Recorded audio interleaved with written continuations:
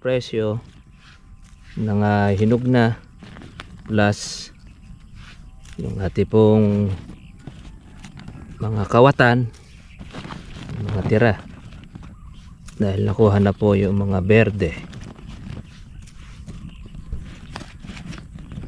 Yan. Pili na muna natin ang ating mga reject. Tanggal na po dito yung mga pongkan. Yung pongkan naman natin, yun ang ating namang pataba. Ayan, na libre po tayo ng ating pataba sa kalamansi dahil organic, natural.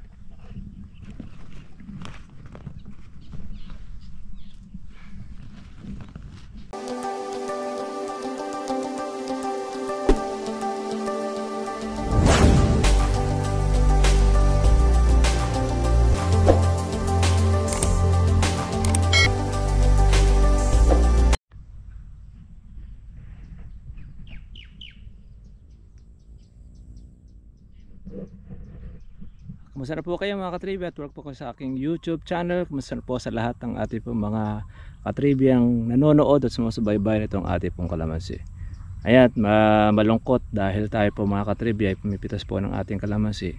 Hindi po umangat ang presyo, na natili po doon sa 500 ang kalamansi natin. Pinitas na po natin mga katribya dahil halos kalahati na po yung ating dilaw. Ayan na. Marami na po mga reject, marami na rin po siyang mga nalaglag po na dilaw na kalamansi. Hindi po tayo mga katribya na sinuwerte itong buwan po na ito ng Disyembre, dahil ilang araw na lang, ilang linggo matatapos ng Disyembre, nananatili pa rin po yung pagbaba po ng ating kalamansi. Ngayon talaga pong ganon. Sa negosyo, merong nalulugi, merong kumikita. Yung hinihintay po natin mga katribya po na tumaas po ang presyo ng kalamansi, ay lalo pa uli yung bumagsak. Ngayon mga katribya, alos 2 linggo mahigit ay matatapos na ang buwan ng Disyembre. Pero yung inaasahan natin na angat sana ito, di po natin po alam, kaya nainip na rin tayo. Pinitas na rin po natin mga katribya po yung ating kalamansi, sapagkat kung tumaas man po ang ating kalamansi, puro dilaw na rin, wala na rin po magiging halaga. Yung pong ating mga mamimitas, meron silang mga kanya-kanya pong schedule po ngayon. Yung pong marami siguro baka bukas na lang po natin dito ipapitas. Ngayon pa man, tayo po kumukuha na po muna ng ating pong panggastos, pangalaga rito sa ating pong kalamansi. Yun ang istorya mga katribya. Ngayon lang po nangyari ito, na humaba po ang pagbaba ng kalamansi halos sa buong tag-ulan. At ngayon pong patag-araw ay talagang bagsak pa rin ang presyo ng ating kalamansi. Although bagamat abono lang naman po yung ating inilagay po dito, kaya lang sa baba ng presyo, baka sa abono hindi po tayo makabili dahil marami na rin po yung ating mga naging reject, yung pong ating naging hinog. Kaya nakakalungkot na ibalita mga katribya, hanggang ngayon ay bagsak pa rin ang presyo ng ating kalamansi. Pero kahit ganun pa man, meron naman tayong yung reject ay nabibili.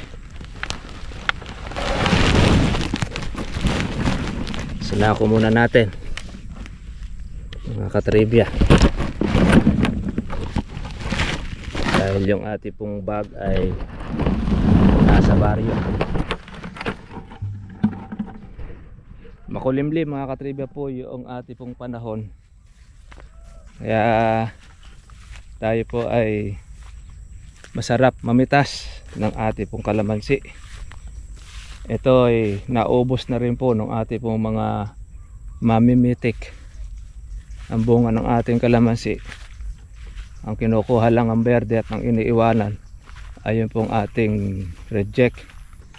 Kaya mabubisit na nga lang, di lang nga tumaas yung kalamansi, sinasamantala pa ng mga hinayupak ng mga magnanakaw. hindi na talaga tinantanan itong kalamansi po natin mga katribya. Tayo naman ay pipitasin na po natin. Ayan nagkahinuga na para po siya mga katribya pong Christmas tree. Orange. Yan, nilalaglag na po natin po yung ating pong mga pongkan dahil wala naman po presyo at dahil yan po ay inaalis din po sa pigaan. Actually ang pigaan din sumusunod din po sa presyo ng lakad ng kalamansi, kaya maganda kikitain ng pigaan ngayon dahil mura. Ayan ganda sana mga katribya po noong panahon, makulimlim. Kaya mangyayari nito, yung ating kalahati ay dilaw, ang kalahati naman po ay berde dahil nahinog na. Malungkot ang mga magkakalamansi ngayon, hindi po nakaporma. Tayo po ay di rin tayo nakaporma ng ating pag-aalaga dahil hindi natin sukat akalain na itong buwan ng Disyembre ay bumagsak ang presyo. Kasi ang palatandaan namin, pagka bumaba ang buwan ng November, ang Disyembre tiyak na angat. Yun ang kadalasan po namin na naging istorya po sa kalamansi. Sa tagal po namin nagbebenta, pumipitas, nag-aalaga. Basta pagka naon ng bumaba ang November, ang December naman ang tataas. Bumagsak ang Disyembre. 11 na ngayon. December 10. 500 pa rin ang kalamansi. Nagmula po yan sa 6, nag-7 pa. Ang pinakamataas noong pong matapos ang bagyo. Ayun, naglibo ang kalamansi, kaya lang isang araw lang. After noon, 7, 8 na natili sa 6. At ngayon naman ay 500. Siguro sagad na rin po ngayon yan, yung baba po ng kalamansi mga katribya. Dahil sagad na, wala na pong ibababa. Ganun naman po yan. At after na po nyan, ay harinawa, makatikim pa tayo ng medyo mataas. Kaya lang yung pong mga kawatan, mga magnanakaw ay tinitira na po yung ating pong pang January. Kaya yung pong maiiwan natin na gaholin na ito, ayan, sigurado po yung mga kawatan po na yan na ating magiging kalaban. Ayan, inuwanan po tayo ng ating hinog. Yan naman po ngayon ang ating sinatsaga, tinitiis, na pinipitas. At paano, nabebenta naman ito ng 200 ang isang bag. Yun pong ating mga reject. Pero yung berde naman 500. Kaya kung lang po yung ating mapitas para makakuha po tayo ng ating panggastos, pang-alaga man lang sa kanya, makuha natin. Ganyan ang istorya ng mga magkakalamansi. Kaya kung kayo ay nagbobomba ng gamot at ganyan ang presyo, ay baka hindi po kayo makapag-alaga dahil mahal po ang maintenance sa pag-aalaga po ng kalamansi. Pag hindi mo talaga ito gagastusan at lalo na mag-aalanganin ka, ay mas maganda hindi mo na lang sana nilagyan ng abono ang inyong kalamansi kapag ito ay nagbulaklak, dahil masisira rin po ito ng mga putakte, lalo na pagka yung ating synthetic ang ating gamit-gamit. Ayan mga katribya, kaya take note natin sa ating mga ka-farmers. Malungkot na balita, ngayon lang nangyari, ang November and December ay bumagsak ang presyo ng ating kalamansi. Dahil na siguro bago-bago na rin po ang panahon natin.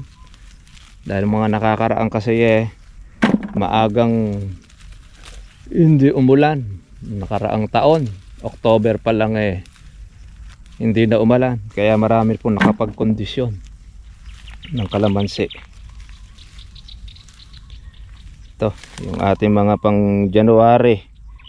Meron pa naman po tayo na iwan na January. Kaya lang syempre, hindi rin po natin sure kung ito ay tataas. Pero siya lang po ang ating masisigurado, mga katribya. Basta't nag-umpisa po yun na sumagat ang baba, asahan na ninyo tataas na ang kalamansi. Di lang natin alam kung kailan. Pag naubos po yung saksa. Ngayon kung mananatili naman mga katribya na bagsak ang kalamansi at ayaw na tumaas kahit po January, February, marami na magpapatay ng kalamansi. Baka tayo mga katribya magpatay na rin tayo ng kalamansi pagka ganong buong taon hindi na tumaas ang kalamansi. Iba na yon. Ano pa ba ang ating mahihita? Ano pa ang kikitain natin? Pagka po ang ating paninda ay mababa ang presyo, mahal ang gastos, puro lugi lang ang mangyayari. Kaya ang gagawin na lang po natin, papalitan natin ng iba. Pagka nagkataon na buong taon wala nang tinag ang kalamansi natin, hindi na umangat. Sige mga katribya, yun lang po, medyo malungkot na balita dahil mababa pa rin po ang presyo po ng kalamansi natin. Kaya tsaga-tsaga lang yung ating pong hinihintay, mga nanghinog na, hindi na po tayo makakatsyempo. Makatsyempo man po tayo, konti na lang ang matitira. Pagka ito ay napapitas pa natin ng maramihan, kuha na pati pang January. Kaya yung magiging pitasin natin February, kaya lang wala na rin pong bunga ang ating pang February dahil wala po tayo pang marami pong buko. Kaya malungkot na balita. Talagang sumaksa pa ang ating kalamansi. Hindi malaman kung saan nagsisipang galing. Kahit nga po mga katribya po sa ibang lugar, sa Batangas, sa Mindoro, laganap talaga. Yung pong kalamansi natin ay talagang mahirap ngayon sumipa. Walang natin. Ito matatapos ang Disyembre, doon natin malalaman. Sa Enero, sabi ng mga katribya natin, mga mamimitas, wala pong marami pong January kasi ngayon pa lang kinukuha na po yung pang January. Kaya baka sakali, kasi itong Disyembre, para medyo mahirap na tumaas ngayon dahil marami pong mga napipitasan. Okay, pitas muna tayo mga katribya. Ito na mga katribya po yung ating pong napitas. Yan, pinipilian na po natin ng hinog.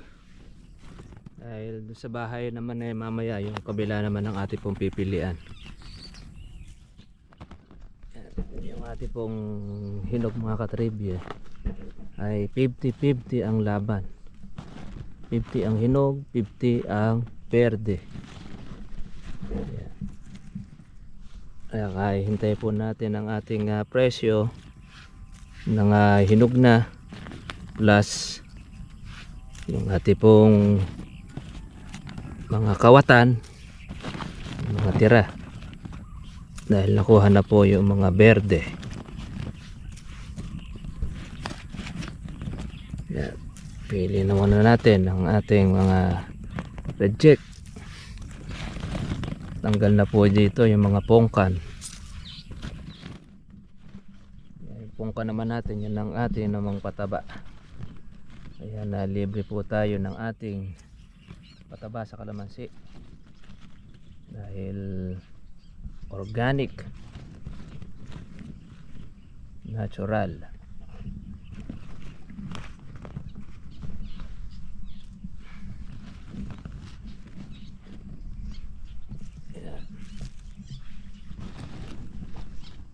Ang target natin, 2 hinog, 2 verde. Yan. ang ating mapipitas. Kapo hindi tayo didilimin. Dapat ay kanina pa tayo namitas, kaya lang umulan. Ang inang madaling araw, hindi po natuyo. Hindi rin pala matutuyo dahil makulimlim maghapon. Yeah. At tagal din po ang pagpipili mga katribya.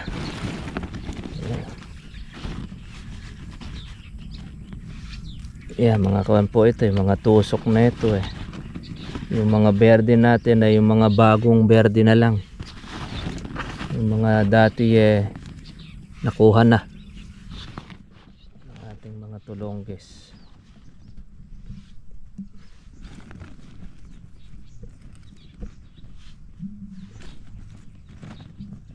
Pakarami na tayo ng ating hinog. Trivia. Baka mahigit pa yung ating reject kaysa sa berde.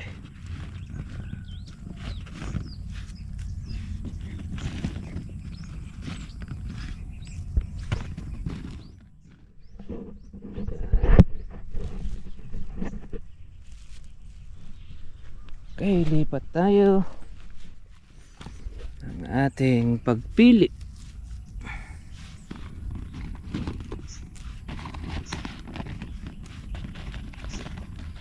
Pili-pili tayo. Yan ang ating pinaghintay na hinog. Wala naman din pong presyo mga katribya. Sana ito maas na para maraming matuwa nang tayo po ay makapag-umpisa ng ating pag-aalaga muli.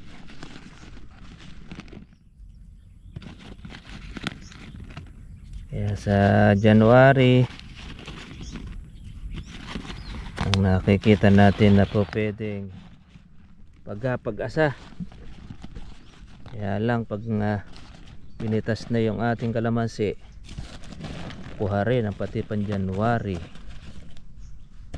Hindi naman natin pa pwedeng antalain at hindi siya magbubulaklak dahil puno pa siya ng bunga. Ngayon nabawasan na po ang bunga niya mga katribya, kaya mamumulaklak na ito.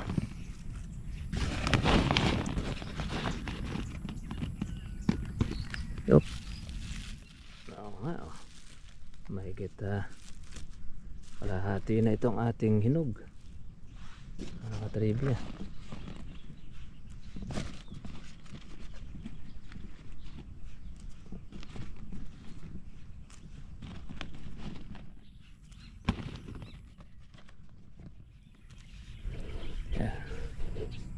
Matagal mamili, pero marami pa naman po tayong palakihin.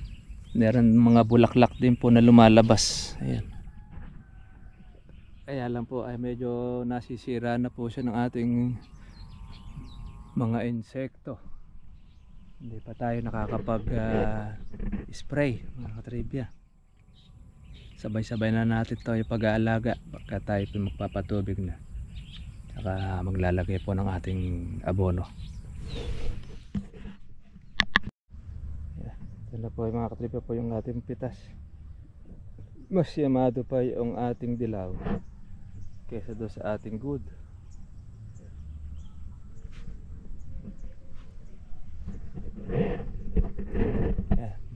May isang bag pa tayo na pitas dahil 3 mahigit na po yung ating nakukuha.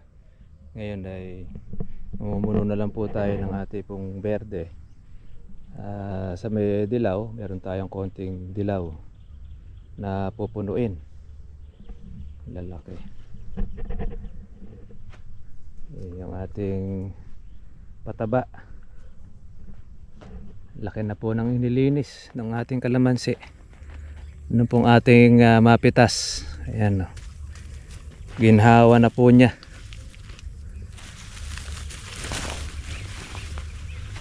Ginhawa ng tingnan. Wala na po yung kanyang hinog. yung kanya pong reject. Kaya lang marami pa po tayong mapipitas pa na dilaw. Yung pong ating berde, ayan, palalakihin muna natin po ng kaunti, pero continuous lang po muna po yung ating pong pagpitas. Sige, basta po tayo para po tayo makatid po makarami. Ito, nakaapat tayo mga katribya. Dalawang hinog, saka dalawang good. Medyo ginabi na tayo sa ating pamamitas at maambon-ambon pa ngayon na maghapon na maganda po ang panahon na kulimlim. Libon naman ang kalamansi na ito, dalawang red bag dahil 500 ang isa. Yung mga ating berde yung ating yellow 200 naman ang isang bag. At least hindi na rin siya nasayang. Plus po yung pataba po natin sa ilalim. Malaki ginanhawa yung ating kalamansi. Ito itira na lang po ng ating mga kawatan. Kaya pumartin na lang din tayo. Sige mga katribya, gatas po sa inyo lahat. Kita na lang po tayo po bukas. Bye bye.